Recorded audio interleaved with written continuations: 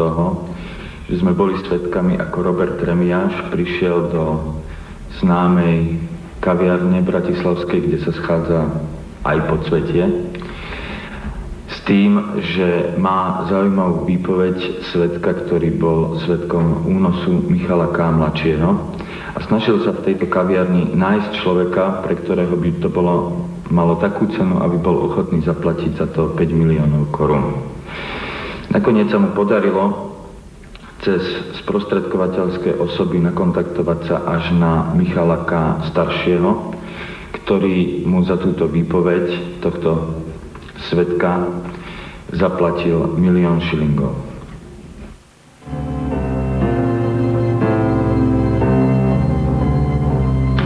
Boli sme svedkami toho, ako Marianka priniesol peniaze sprostredkovateľovi, ktorý vlastne akože nakontaktoval Roberta Remiáša akože na osoby, ktoré boli ochotné zaplatiť za túto výpoveď a títo sprostredkovateľia odniesli tie peniaze za hranice, kde boli odovzdané Robertovi Remiášovi a Oskarovi Feďverešovi.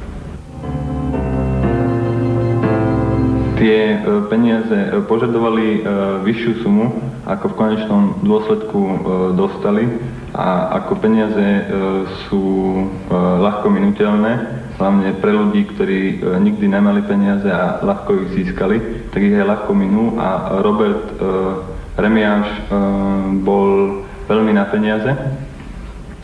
Vlastne aj kvôli peniazom sa s Oskarom Feďverešom týždeň pred smrťou pohádali tak, že prestali spolu komunikovať, kedy sme nastúpili vlastne my ako náhrada za Roberta Remiáša ako spojka.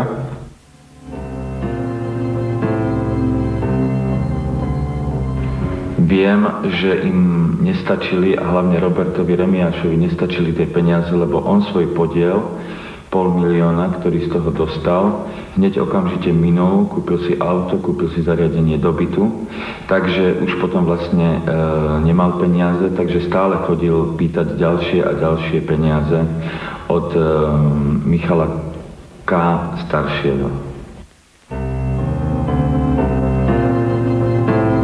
Oskar Feďvereš nebol v kontakte iba s Michalom K. starším, ale za ním do zahraničia prišiel aj poslanec Ján Č. a poslanec Milan K. Zhodou okolností sme sa stali spojkami, pretože my sme boli naozaj len priatelia Oskara Feďvereša a jeho priateľka Adriana K., ktorá s ním bola v zahraničí na úteku, oslavovala narodeniny, tak nás Oskar pozval na oslavu týchto narodenín. To bol taký prvý kontakt po dlhšej dobe, keď už boli v zahraničí. A od tejto oslavy narodenín sme každý týždeň až každé 2 týždne sa stretávali ako priatelia. Raz, keď sme boli na návšteve u nich, to už bol pár dní Robert Remiáš po výbuchu, počúvali sme v ich aute rádio Twist a v tomto rádiožurnáli pán poslanec odkázal Oskarovi Feďverešovi, že si musí nájsť nové spojky. A vtedy my sme sedeli na zadných sedadlách, otočil Oskar Feďvereš aj s priateľkou Adrianou na nás, na čo sme sa teda zosunuli dole do kresiel, pretože to nebolo vôbec príjemné.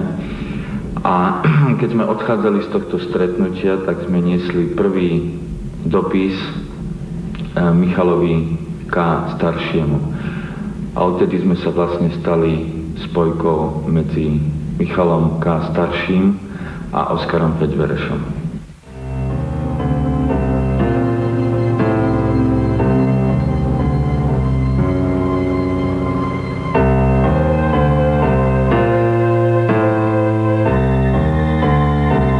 Dokonca sa aj rozčúlil, že niektoré jeho výpovede boli v novinách zle interpretované. On vo svojej výpovedi pred vyšetrovateľom povedal, že vo vysielačke počul nadriadeného dôstojníka IL. ale v mass médiách sa povedalo, že táto skratka IL je Ivan Lexa a Oskar sa rozčiloval, že to vôbec nie je Ivan Lexa, ale že to je iný riadiaci dôstojník, ktorý z hodou okolností má rovnaké iniciály.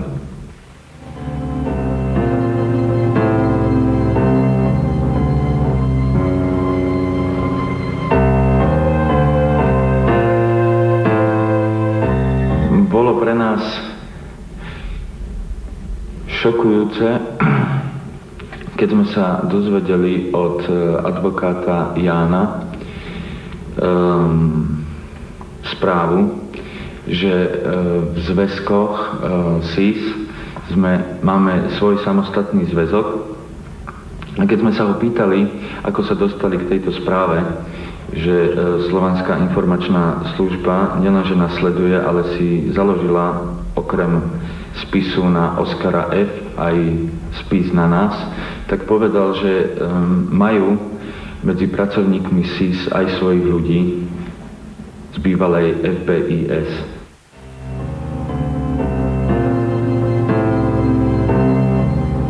Odkedy Oskar Feďvereš sa stal čakateľom na politický azyl, tak prestala naša funkcia spojky medzi ním a Michalom K. starším a začali sme sa venovať svojej práci a na túto kauzu sme už ďalej nemysleli. Až po istej dobe začali nás navštevovať v práci a začali sme mať výhražné telefonáty. Občania, ktorí nie sú občania tohto štátu, ale podľa prízvuku skôr Ruska alebo Ukrajiny. A začali sa nám vyhrážať smrťou, respektíve oddelením hlavy od tela. Začali sme mať pocit, že to súvisí úzko s našou predošlou činnosťou v tejto kauze. A spojili sme si to aj s tým, že my sme volakedy žiadali od Michala K. staršieho zabezpečiť našu bezpečnosť v tomto štáte. A oni vymysleli, že natočíme posledný deň pred odchodom Oskara Feďvereša na čakateľstvo na azyl, natočíme s ním videokazetu, na ktorej Oskar Feďvereš spolu v zábere s nami v obraze povie, že sme robili pre neho spojku medzi ním a Michalom K. starším. Vyhodili sme z toho to, že vlastne po natočení tejto kazety sme sa vrátili naspäť do Bratislavy. K nám vlastne doktor Ján povedal, že on sa postará o to, že tá kazeta bude notársky uschovaná a že bude vytiahnutá v prípade, keď sa nám niečo stane. A vtedy sme vlastne pochopili, že je to dosť silná zbraň pre opozíciu proti koalícii, že to môžu v prípade našej smrti akože použiť. Potom akože neprestávali akože problémy, ktoré sme akože mali. Opozícia akože prestala sa s nami kontaktovať, akože obmedzila s nami akože styky. No a na základe toho sme mali pocit, že sa niečo deje a že môžeme dopadnúť takým spôsobom ako Robert Remiáš a sme vlastne na základe toho urobili výpoveď, kde sme vlastne uviedli všetky skutočnosti, ktoré nám boli akože známe o tejto kauze.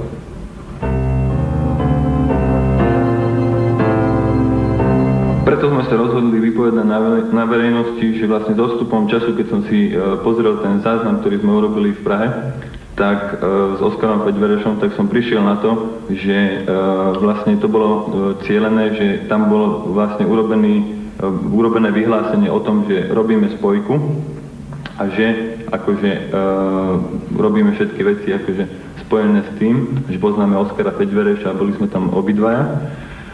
A vlastne dodatkom bolo urobené vyhlásenie Oskara Feďvereša s tým, že tam povedal, že keby sa nám niečo stalo, takže za to môže Ivan Lexa a Vladimír Mečiar.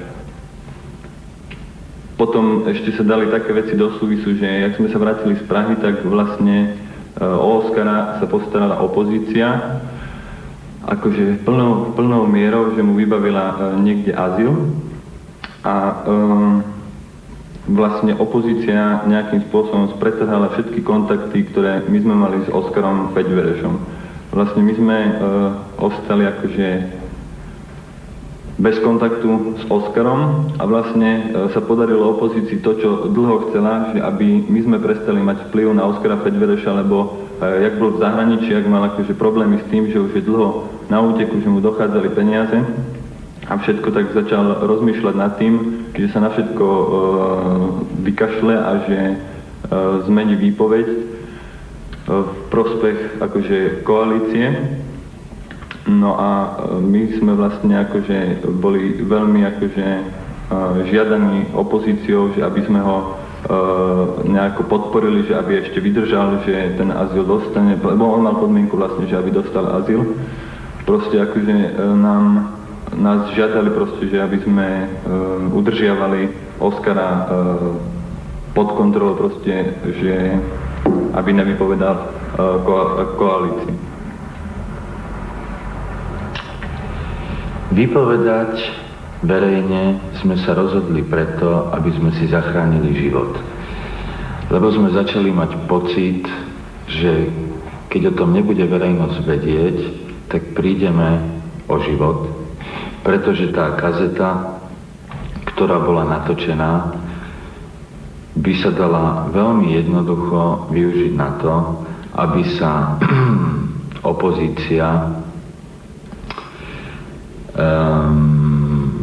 aby opozícia aj takýmto spôsobom viedla politický boj s koalíciou, že nechá niekoho vybuchnúť a potom v televízii pustí záznam, kde Oskar Feďvereš povie, že za ten výbuch môže Ivan Lexa a Vladimír Mečiar. Toto sme si uvedomili a dostali sme obrovský strach o svoj život. Práve kvôli tej kazete a práve kvôli tomu, že opozícia ju mala 2 dni a mohla si z toho urobiť kópie a môže to hocikedy odvysielať a každý uverí, že naozaj ten Mečiar nás nechal vybuchnúť. Do istého okamihu a ten okamih bol taký. My sme za ním chodili do zahraničia a to zahraničie bolo vždy iný štát. A aby sme unikli sledovačke, tak sme chodili cez niekoľko štátov. My sme nedostali od nikoho peniaze a dávali sme do toho vlastné peniaze a to stálo hrozne veľa peniazí, benzín, telefonáty.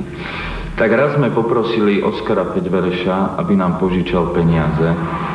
A jeho odpoveď bola tak šokujúca, že na dlhšiu dobu to otriaslo našou dôverou voči neho. On nám povedal: viete, chalani, ja sa vám bojím požičať, lebo čo keď vybuchnete? A kto mi to potom vráti? Vtedy sme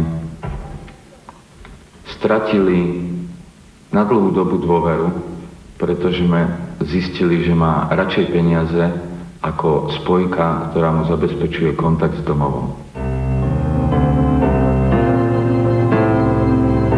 Nie. Tých strachov bolo viacej. Ďalší strach vyplynul z toho, že po našej výpovedi, kedy sme dostali štatút utajeného svedka, tak niekoľko dní po tejto výpovedi sa objavila správa v Novom čase, z ktorej bolo zrejme, že sme boli vypovedať, a z ktorej bolo zrejme aj to, čo sme vypovedali. Takže vtedy sme dostali strach a pýtali sme sa vyšetrovateľa, ako je možné, že sa toto objavilo v tlači. Povedal, že podľa našich zákonov, ktoré u nás platia, má právo pozrieť si výpoveď utajených svedkov prokurátor a toto právo aj využil. A ďalej nám povedal, že našu výpoveď poskytol Michalovi mladšiemu. A z toho ja predpokladám, že syn to dal aj otcovi.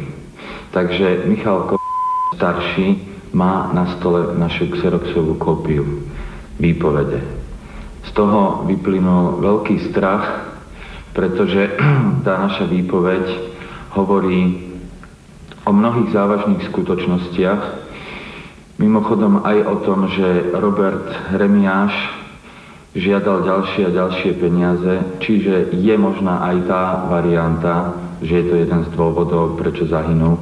A preto sme si povedali, že keď zahynul on a keď oni majú možno kópiu kazety, na ktorej sa hovorí, že keby sme zahynuli my, tak za to môže Ivan Lexa a Vladimír Mečiar, tak sme dostali strach, či to nevyužijú aj druhýkrát.